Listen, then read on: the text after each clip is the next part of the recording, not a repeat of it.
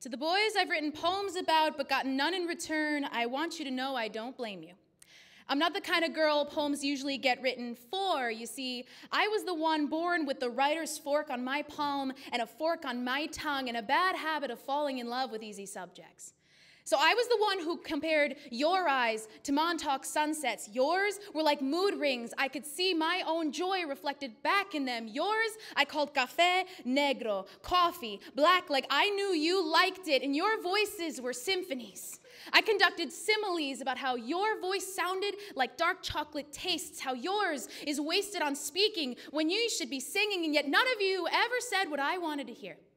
Even after I compared you to the gods, you were the seam where the sea meets the sky, you were a forest I would never stop dreaming about. I guess it's my fault. I turned you into metaphors when you are all blood and bone and gristle and biting words like no. I just see you as a friend. Let's end this before it begins. I made a life out of words, so why did yours hurt so much? I wasn't looking for pretty language. I just wanted someone to say yes.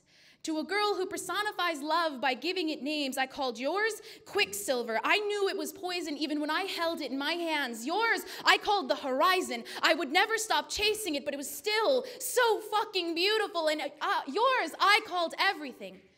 I would have given you everything, but instead I gave you my words, all of me summarized into a bundle of lines that can be timed in under 3 minutes, so I guess it wasn't enough. I know I'm not the kind of girl poems get written for. My eyes are not as beautiful as yours were, but I still saw the sunrise and the lift and fall of your chest. My voice is not a lullaby, but I would still spare my last breath to sing you to sleep. And these hands, with their writer's fork and their bitten fingers, have written epics about your hair, sonnets about your lips, and volumes about how you said goodbye. Goodbye rhymes with a lot of things, like cry and die, but those poems were easy to write, and I have moved on. I stopped killing trees over something that never grew. I plugged my roots in deeper, stretched up higher, found a boy who said the 4 words more beautiful than any form of poetry. I didn't need recitations about my beauty. I didn't want to be compared to a summer's day. I have enough to say for the both of us, and he said, I love you too. And that's all I needed. All those poems, they were written for you. This one is for me.